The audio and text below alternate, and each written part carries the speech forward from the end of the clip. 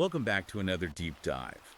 And if you've been walking around lately with this nagging suspicion that the world hasn't just gone crazy, but that it's been deliberately engineered to drive you crazy well today, it's going to validate a lot of those feelings. Yeah, it really is. It is definitely not a light read for your morning commute. No, it is not. We are diving into this massive ebook today called Anti-Marry Queer of Feminist Dark Ages by Conrad Riker. Right. And the author describes it as a weapon. A weaponized text designed to slash through what he calls the matrix of lies. It's heavy stuff. It's a scalpel. He frames this work as a surgical tool because he argues that the Western psyche, specifically the male psyche, is infected. And this text is the surgery needed to cut out the rot. It is ultra long, it is incredibly incisive, and honestly, it's fascinating. Yeah, he calls it a manual for the new manosphere. And before we wade into these waters, because trust me, they get very deep and very dark, I want to say this. If you appreciate these deep dives where we strip away the noise and look at the forbidden parts of the library, please hit that like and subscribe button right now. Absolutely do that right now. It helps us pierce the algorithm and keep bringing you this kind of unfiltered analysis. Our mission today is to understand the history of our institutions. Long education medicine before they were, according to the author, captured by feminists and Marxists. And I want to be super clear up front. We're going to do our absolute best to synthesize this monster of a book, but we just can't cover everything. So if the concepts we discussed today resonate with you, if you're a guy nodding along, you need to go to Amazon Kindle or Google Play Books and buy the ebook immediately. You get the source material. Right. And also follow the author at Conrad Faber on Substack. That's Riker. He treats this book as a living document, so following him there is crucial for the full picture. Okay, so let's unpack this. Riker doesn't start with modern politics, right? He goes way further back. Way back. If you think this is just about Republicans versus Democrats or, men versus women, you are missing the entire foundation. Riker argues that before you can understand the political culture war, you have to wrap your head around the spiritual war. The metaphysical war. Exactly. He calls what has happened to men in the West a metaphysical castration. Metaphysical castration. I mean, that sets the tone right there. Yeah. So this ties directly into the title, The Anti-Marry. It does. To understand his whole thesis, you have to look at his theological framework. He contrasts two major archetypes. On one side, you have the Virgin Mary, who represents the fiat. The fiat means Submission to divine order. The logos. It represents structure, logic, hierarchy, and objective reality. That's the foundation of Western civilization, according to Riker. And on the flip side of that? On the flip side is the anti-Mary. This is the archetype of Lilith or Jezebel. Riker argues this is a spirit of pure, unadulterated rebellion. It is not just about equal rights, it's a fundamental rejection of the structure of reality itself. He says modern feminism is an occult mechanism of gynocentrism, right? Yes. He argues it rejects the logos, the logic that actually built civilization, in favor of chaotic solipsism, where your feelings dictate reality rather than reality dictating your feelings. Which brings us to the strategy used to enforce this rebellion. He uses a term that will definitely wake you up. Kampf. Yeah, that's a loaded term. I literally stopped reading for a second when I saw that. It's obviously an inversion of Hitler's manifesto. Why does he use something so explosive? He is doing it to highlight the pure mechanics of propaganda. Riker argues that just as totalitarian regimes used mass propaganda to dehumanize a specific group to consolidate power, modern feminism uses a strategy of strategic demonization against men. Prepping the population for a purge, basically. Exactly. Think about traits like natural aggression, stoicism, high risk-taking, intense competition. Riker points out that these are the exact biological traits that built the skyscrapers, the power grids, the aqueducts. But now they're toxic. Right, toxic masculinity. Riker argues that label is a weapon. If you can convince society that masculinity itself is a pathology, a literal disease to be cured, then you have the moral justification to dismantle the patriarchy and seize its assets. It strips the guilt away from taking his property and status. Precisely. And that leads to his analysis of the long march through the institutions, from the Frankfurt School all the way to your modern corporate HR department. Because the original economic Marxists failed, right? The working class didn't revolt. So they shifted tactics. They moved from economic Marxism to cultural Marxism. And the target shifted from the factory owner to the father. The goal became destroying the nuclear family, because if you destroy the family, you eliminate lineage, and you eliminate the primary defense of private property. And the HR department is just the enforcement arm of this. Modern commissars, yes. Which brings us perfectly to the money. Because Riker is clear, this isn't just a philosophy seminar, it is a heist. He calls it the parasitic economy. The financial section of this book is just brutal. Riker presents what he calls hard data on the Pax ledger. He cites studies suggesting that over a lifetime, men are the vast majority of net positive tax contributors, meaning they pay in far more than they take out in services. And the claim in the text is that women are net negative consumers. In the aggregate, yes, according to Riker sources. The argument is that the state essentially transfers wealth from male labor to female consumption through wealth, healthcare, and bloated state jobs. He coins this phrase, the beta orbiter state.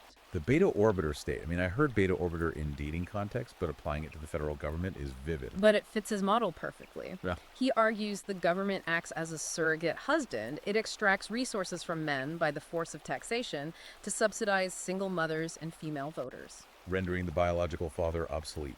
Right, because the state provides the resources he used to provide, but without asking for any of the loyalty or family structure a husband would expect. And Riker says this is the root cause of the marriage strike. Men just opting out. It is the only logical conclusion for a rational market actor. He argues that men opting out of marriage aren't being immature Peter Pans who just want to play video games. They are looking at a contract. Modern marriage with no-fault divorce and lifetime alimony. Exactly. A contract where they take on a massive percentage of the risk, and the state can seize their assets at any moment. He calls opting out the Samson option. Pulling down the pillars of the temple. If the contract is rigged, the only winning move is not to play. And Riker uses a really fascinating Aristotelian syllogism here to completely dismantle the historical oppression narrative. Break that down for us. He asks this: if the patriarchy were truly a system designed by men to fundamentally oppress women for the benefit of men, why does the massive wealth transfer flow from men to women? A true tyranny extracts wealth from its victims. It doesn't subsidize them. So the exploitation runs in the opposite direction. That is his conclusion. Men are the host, and the current gynocentric system is the parasite. Now, we are just reporting on his framework here, but you can see how methodical his logic is. But the attack isn't just on the wallet. Riker goes into biology, and this is where the deep dive gets genuinely alarming for anyone paying attention. The war on testosterone.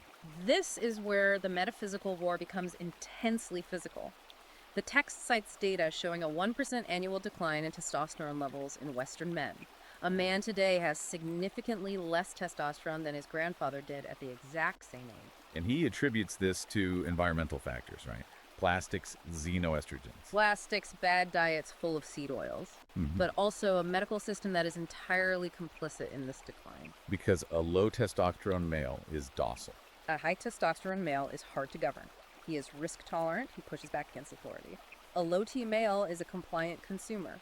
Riker argues this is a feature of the system, not a bug. And he connects this directly to the education system, what he calls the school of lies. Yes, the Lilith curriculum. It is not just about removing dead white men from the history books, it is about pathologizing boyhood itself.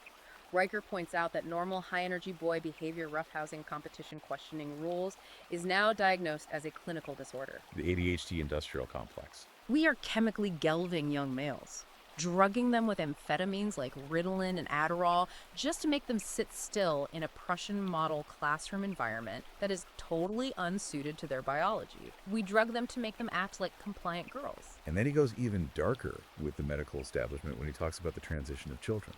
He views the trans child phenomenon strictly through the lens of that anti-Mary archetype we discussed.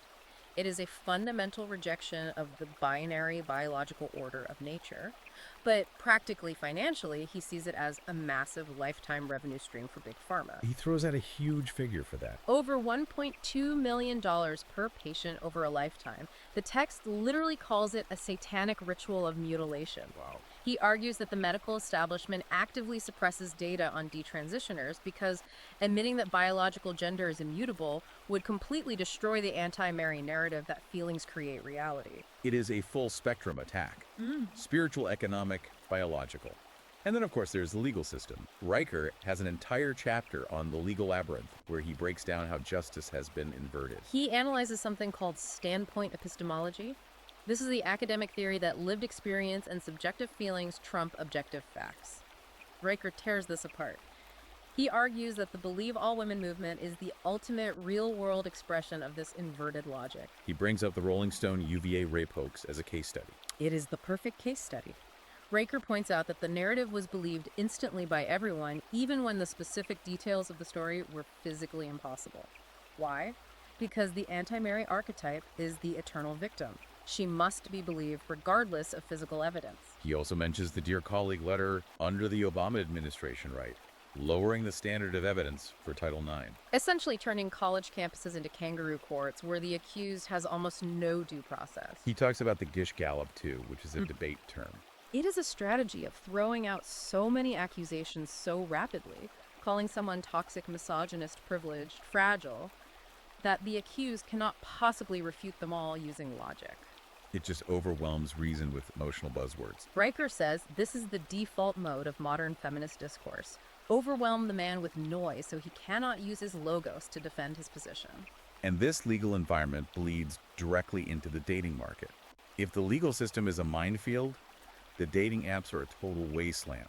The dating market apocalypse. He applies the Pareto principle here, the 80-20 rule, although on apps like Tinder it is probably more like 95-5 now. Women competing for the top tiny percentage of men, while the average man is completely invisible. Riker argues this is a monopsony, a market with basically only one buyer, the collective female choice dictating terms to a massive surplus of sellers. And this connects to the shit test paradigm. Crucial concept.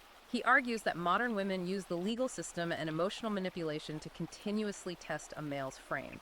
It is a subconscious biological drive to find a strong leader. But the system is rigged.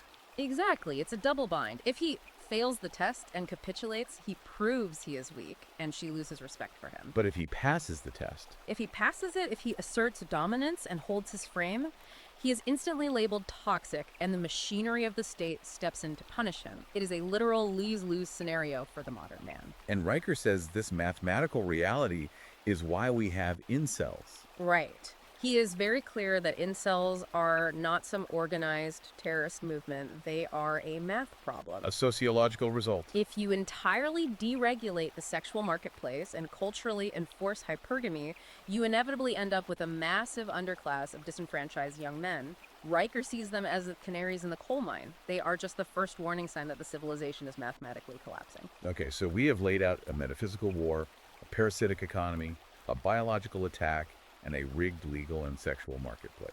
It sounds incredibly bleak. But Riker claims this book is a manual for the new manosphere.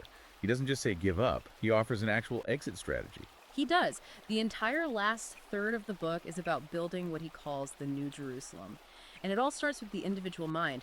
He advocates for building the Stoic shield. I really like the practical advice here, the gray rock method. It is a highly effective technique for dealing with what he calls emotional vampires, or the chaotic energy of the anti-Mary. You just become a gray rock, you make yourself uninteresting, unresponsive, you don't engage in the drama, you don't react. You deny them the emotional fuel. Exactly. Riker talks about building an inner citadel where your baseline self-worth is stored safely away from the absolute chaos of the culture. And then using logic offensively as a weapon. Define your terms. That is his syllogistic sword. When someone accuses you of toxic masculinity, Riker says, stop, do not apologize, do not get defensive or angry. Simply ask them to define it calmly. Ask for a definition that somehow excludes ambition and strength. He argues that these feminist arguments completely collapse the moment you demand rigorous definitions. They rely entirely on ambiguity and emotional manipulation to survive. Once you force them into the light of logos, the argument dies. But he goes way beyond just mental defense. He talks about building parallel structures. This is the massive action phase of his manual. Riker argues that you cannot fix the current system from within. It is far too corrupted. You have to starve the beast. Which means an economic exit strategy. Yes. He is very bullish on Bitcoin and crypto. He links fiat currency money just printed out of thin air based on nothing to the feminine magical thinking of the state. Wow, that's an interesting parallel. He argues men absolutely need to build their own economic engines that the state cannot arbitrarily seize, because if you hold your wealth in their fiat system, the system owns you. This sounds very MGTOW adjacent, men going their own way. But Riker takes it further than just isolation. He completely reframes MGTOW. He says it is not about sulking in a basement avoiding women. He views it as a strategic labor strike. a unified refusal to provide the tax base and the resources that keep the gynocentric system running. Building a manosphere Jerusalem. Trade guilds, private educational networks, parallel economies where merit and logic actually rule. He calls for a 1,000-year era of reason. Civilization rebuilt entirely on logos. Logic, merit, biological reality, hierarchy. He calls for men to become architects of destiny, to stop apologizing for the perceived sins of the past and just start building the future. There was that one line that really stood out. I will not apologize for the sins of men I never met. That is the absolute core of his operating philosophy. Reject the collective guilt entirely. Reclaim your competence. So what does this all mean for the listener right now? What is the actual end game Riker predicts? Well, if we pull back and look at the macro picture, Riker is essentially making a historical prophecy. He believes the gynocentric state is mathematically unsustainable. It fundamentally consumes more resources than it produces. He compares our current era directly to the Weimar Republic. Meaning it is going to collapse under its own weight.